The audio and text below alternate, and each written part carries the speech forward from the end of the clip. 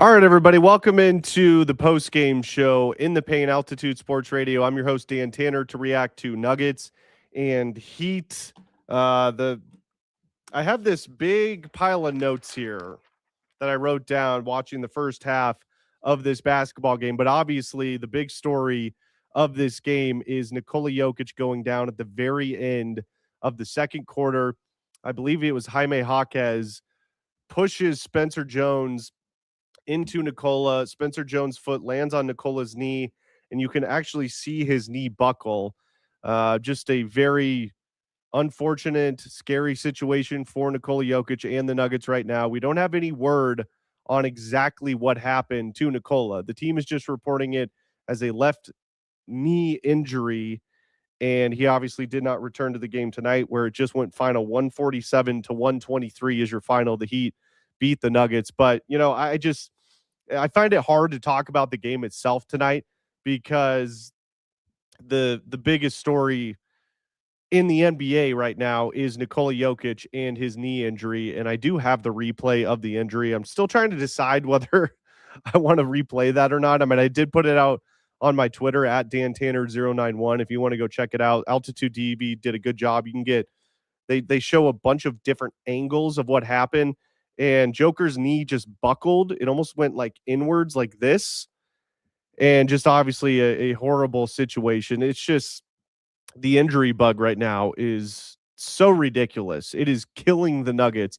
They are now down 4 of their 5 starters currently this season. So I want to read this tweet from Vic Lombardi. This I saw this earlier, and this, in fact, I'll go ahead and retweet this right now because I think Vic is expressing how a lot of Nuggets fans feel right now. So Vic says this on Twitter: the injury bug that has hit this team is truly remarkable. It's sad. 4 starters missing considerable time, not a couple of games here and there, mucho games. And the only starter left, Jamal Murray, is limping around on a bum ankle.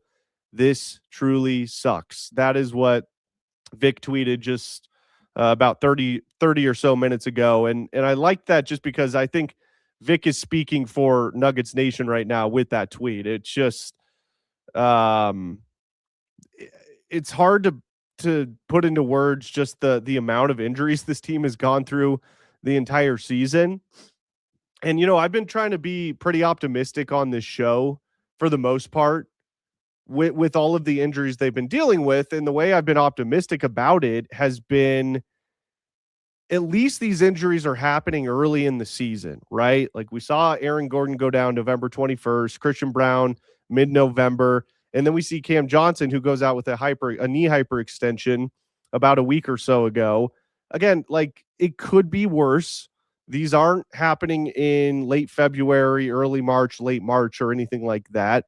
So we just don't know. Like, that's the part that sucks right now with Nikola Jokic, because I've seen a lot of people trying to be doctors on Twitter, and, I get it. People want to speculate as to what's going on. Somebody asked Groke on Twitter, take a guess at what this injury is, and Groke actually said it looks like a hyperextension, which is what we just saw Cam Johnson go out with. Now, glass half full, I will say, if I am purely speculating here, okay, we have no idea what the injury to Nikola is, but if it's a knee hyperextension and a bone bruise like Cam Johnson had, at least that most likely won't mean that Nikola Jokic is gone for the season. It means he's going to hopefully be on the same timetable that Cam Johnson is on, which was 4 to 6 weeks. He'll be reevaluated. So look, I don't know what the severity of this injury is. I'm not saying it's linear to Cam Johnson's injury, but I do think, just looking at the replay, that would be best case scenario for Nikola Jokic and the Nuggets if this was a Cam Johnson type of situation where it's a hyperextension. The fear here, obviously, is that it's an ACL tear. Now, the fact that Jokic, although he was hobbling badly, was able to get up and walk back to the locker room, I mean, he had some help. But if you remember, when Jamal Murray tore his ACL a couple of years ago in Golden State, he was writhing in pain on the ground, and he was down for a while. Nikola Jokic actually got up fairly quickly and went back to the locker room. So I guess that's a positive from this.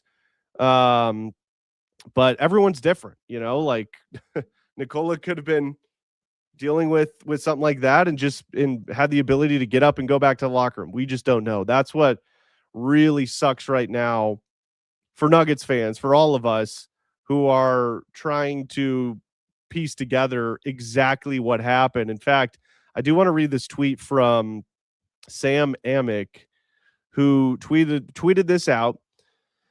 He said, "A source tells me Nikola Jokic is likely to get the full medical testing tomorrow. The Nuggets and their fans won't be resting easy tonight." So it sounds like Joker's going to get the full medical tests tomorrow. In fact, I was just talking to Mark Bertinoli in here, who's doing network for Nuggets on 92.5, and he was saying that we were talking. I was like, because there's an MRI machine in Ball Arena, so I was like, well, I'm surprised he wouldn't get an MRI tonight if they have a machine in Miami. And he said, well, they might, but it might take a couple of days or at least a day to get the results back. So we just don't know what that's going to look like. But I'll just show you the injury here real quick. I just want to kind of show you from a couple of different angles. I don't mean to upset any Nuggets fans by showing you this, but it's all over the internet and it was live on television. So I don't feel like I'm breaking any rules here by sharing the injury here with you. But I am just kind of curious, like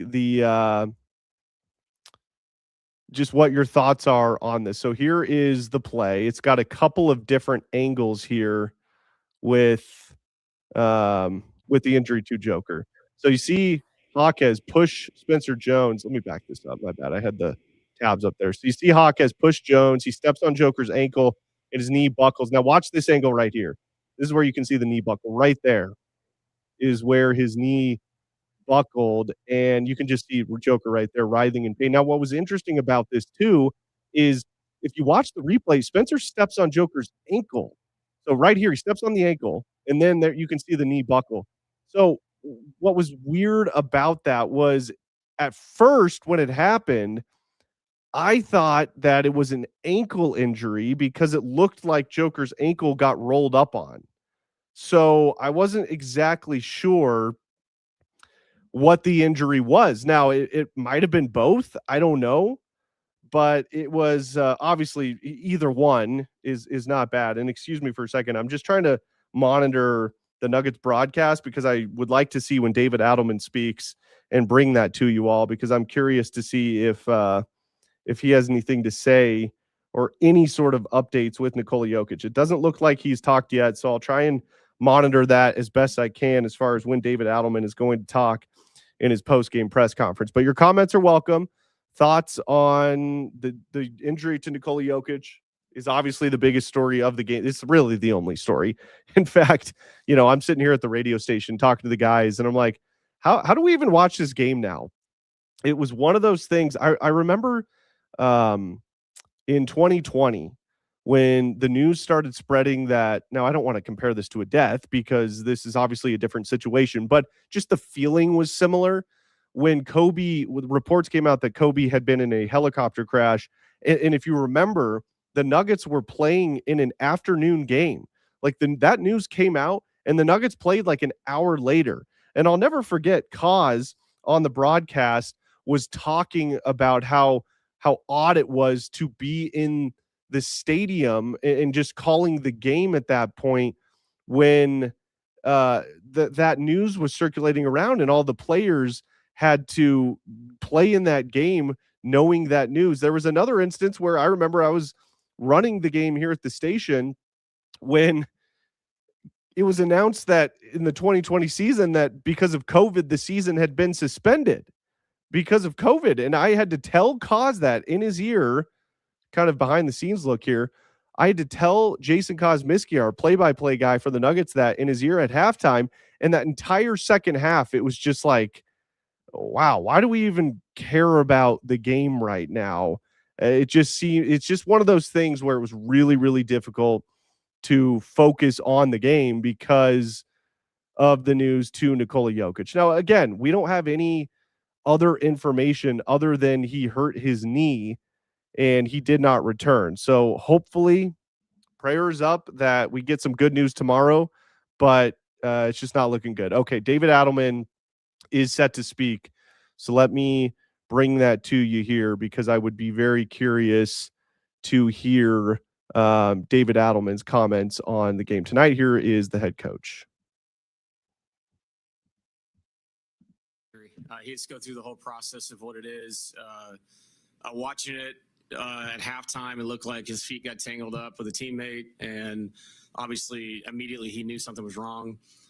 So hey, this is part of the NBA. Anybody that gets hurt in this game, it's kind of gut wrenching, especially somebody as special as he is. So we'll find out more tomorrow, and we'll move on as a team. Obviously, right now, I'm more concerned just about him as a person. And the disappointment of going through something like that. So it's unfortunate, hoping for the best, just like we did with Cam, and the other starters that we've lost. So you just have to stay with it as a team and as a group. And honestly, you have to stay with it as a team and a group because that's how you best support your teammates that are out, by honoring them when you play. So we'll move on from there. Like I said, this is part of the NBA. It sucks, but hoping for the best tomorrow. What do you tell your guys? Hoping for the best.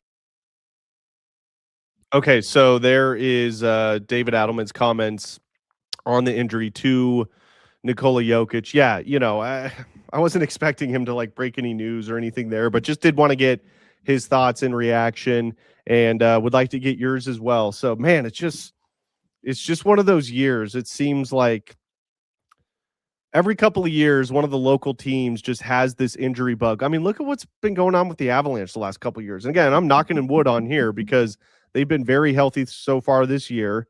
But the last couple of years, the Avs have kind of gone through this. They've just had the injury bug hit them so hard. And look, I'm not trying to make it seem like the Nuggets are the only team in the NBA dealing with injuries. It seems like for whatever reason, the injury bug has hit the entire NBA pretty damn hard this year.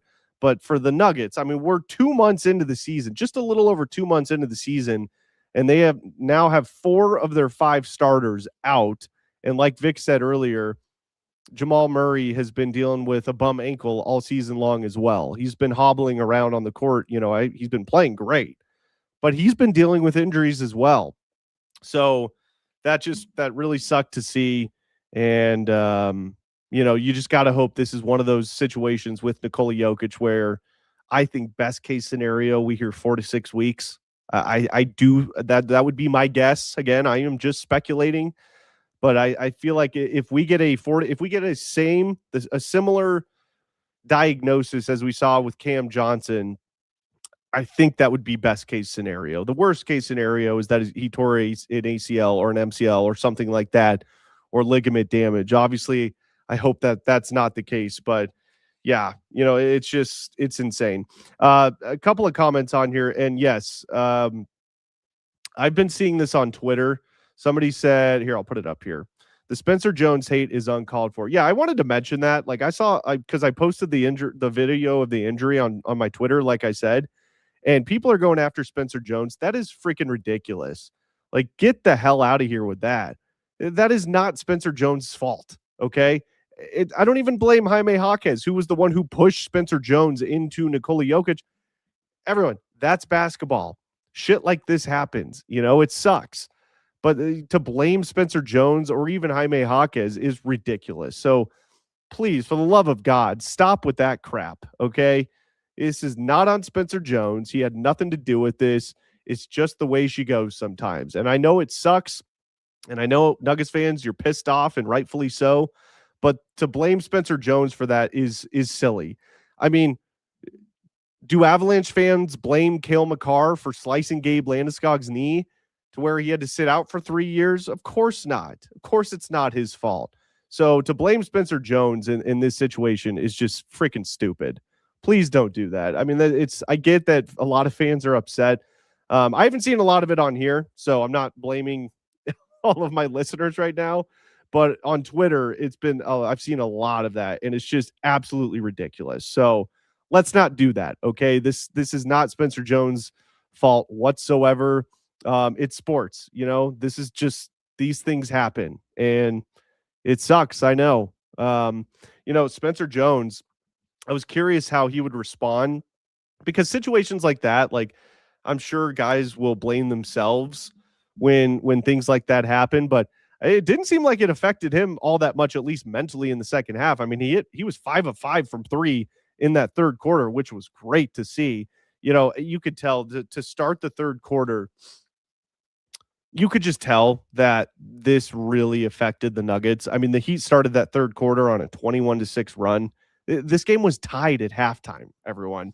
It was tied at 63 at halftime, and the Heat go on a 63 or 21-6 run after it being tied at 63 at halftime. They end up winning this game 147 to 123. I mean, the Heat scored 47 points in that third quarter.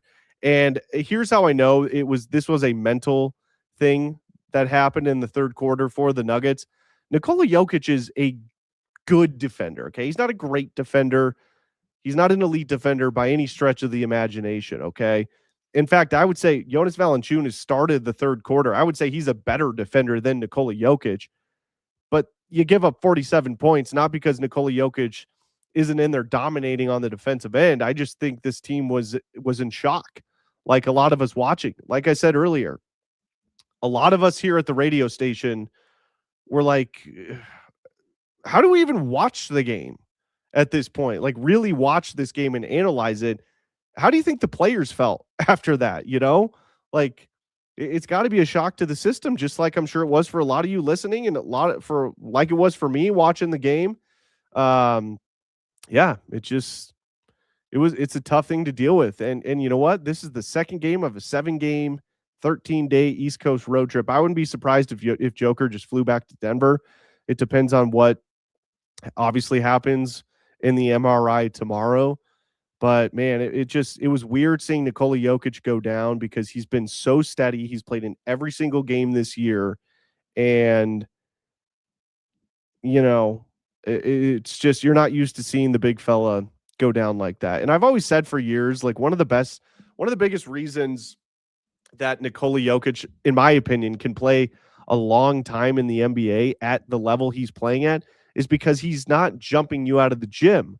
So by saying that, I'm saying he's not putting a ton of stress on his body, specifically his lower body and his knees, because he doesn't jump that high. I mean, as much as I hate to say this, the reason that, in my opinion, that Aaron Gordon gets injured so often and a lot of super athletic guys in the NBA get injured so often is because they're putting so much stress on their body by how high they're jumping and how hard they're landing. Look at Zion. I mean, there's, I could go through a list of all of the great athletes in NBA history that just their careers either get shortened or they get injured so often because they're putting so much stress on their knees and on their body by the way they play the game. And what's always been working for Nikola Jokic is that he doesn't jump you out of the gym and he's not putting as much stress on his knees and his lower body by the way he plays the game. But obviously, the injury to Nikola Jokic tonight was not him jumping. He was literally just standing on the floor, and Spencer Jones gets pushed into him, steps on his foot, and you can see his knee buckle. And that's just sometimes the way she goes. I mean, look at the injury to Jamal Murray when he tore his ACL years ago in Golden State. He's jumping to try to get a dunk, and just the ACL popped. So, yeah, let me hear it from you, Nuggets fans. How you feeling after the game tonight? Again, it's just, I find it so odd to talk about the game itself because it's just kind of irrelevant at this point. The one thing I will say, if I'm going to get into the game at all, the Achilles heel that I've continued to talk about that keeps popping up for the Nuggets are the turnovers. In fact, the Nuggets, with 9:08 to go in the second quarter, had 9 turnovers for 15 Miami Heat points. So it's kind of the same thing over and over and over again, the issues that are popping up for this team on the court. But in that second quarter, here's what sucks even more, to add insult to injury with the Nikola Jokic injury. What sucks even more is the Nuggets were down big to start this game. And early on in the second quarter, the bench unit struggled again. Joker comes back in. The Nuggets go on a 16-2 run. They get it to within 1. In fact, they tie it at 63 at half, but that's like right at the very end of that second quarter. It was the final play of the second quarter when Nikola Jokic went down. So, yeah, just a bummer. I'm kind of at a loss for words because the only thing I can say, glass half full, trying to look at this through an optimistic lens, is that it's a Cam Johnson type diagnosis, like I said, which is be reevaluated in 4 to 6 weeks. Look, I will say this. If you want to look at this as positively as possible, okay, hopefully Aaron Gordon and Christian Brown can come back sooner rather than later. There's been reports that Adelman said they both have a chance to play on this road trip. Okay. That's good news. So hopefully some of the cavalry is coming back soon. I don't know why they would be on a 13-day, 7-game East Coast trip if they weren't planning on playing them at some point. So if you can get both of those guys back, Jonas Valanciunas has started at center in this league for a long time, so he can do the job while Joker's out. And it happened in December and not March. So as long as this team can get healthy and try to be as close to 100% as possible by mid to late March, at this point, that's really all that matters. As long as the Nuggets can stay within the top 8 of the Western Conference, I know if they fall into the 7th or 8th spot, they'd have to play in the play-in. But if they're healthy at that point, who cares? As long as this team is healthy by playoff time, they are good enough to win a title. I don't care what seed they're in. That's the positive spin that I can put on this, but I do mean that. So as long as they can get healthy and be as close to 100% by the playoffs, they'll be okay. All right. Now, again, this all just depends on what happens with Nikola Jokic. We did see Jaron Holmes get in the game tonight. So, okay, didn't surprise me. And with all the injuries, we'll probably be seeing more from Jaron Holmes. Did have 4 points, all from the free throw line, but it was cool to see Jaron Holmes get his first real NBA action. I would expect that we're going to see a lot more Jaron Holmes. I have a feeling that it'll be Big Val starting at center for this team. And then you're probably going to see a mixture of like Zeke Naji and Jaron Holmes playing the backup center position. I guess I would assume that's going to be their plan coming back. I don't know what other center help they would have. And, if you get AG and CB back over the next couple of weeks, then you can move Peyton Watson and Tim Hardaway back to the bench. The bench unit gets stronger. So as long as this isn't a season-ending injury for Nikola Jokic, I think they're going to be okay. I really do. But it's all going to depend on what happens, obviously, with Nikola Jokic. All right, let's see. Get to some of your comments here. JB, Jokic misses more than a month. This is a play-in team at best. Again, like I said, I don't even care if they're a play-in team. As long as they're healthy going into the playoffs, that's really all I care about. Who cares if they're the 8th seed if they go into the playoffs? All I care about is if they're healthy. If they can get to as close to 100% health as possible, they'll be okay. Who cares if they have to play on the road? I don't care if they have to play the Thunder in the first round. If they're healthy in the first round and they have to play the Oklahoma City Thunder, I think they have a pretty good shot. I really do. Because this is a championship level basketball team when they're healthy. So I don't know. At this point, Nuggets fans, what I would tell you is stop looking at the standings as far as, obviously they need to get into the playoffs. I don't think that's going to be an issue. Okay. Luckily, they've had such a good start to the season that I think they can string enough wins together, especially if they get Christian Brown and Aaron Gordon back. I think this team can string enough wins together. They'll get into the playoffs. And if they can get in healthy, I think they will be okay. All right, let's see here. Christoph says, only the test will tell. You can walk on a torn ACL. Yeah, absolutely. I mean, I get it.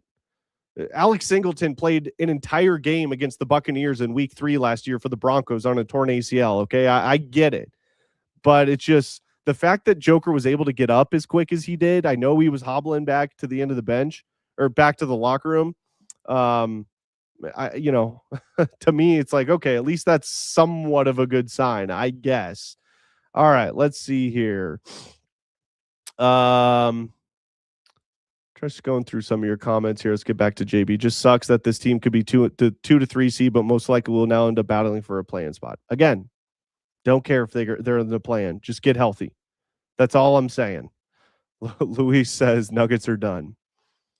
Yeah, well, it depends on what happens with Jokic. But again, if he can come back this season and he's healthy, they'll be fine.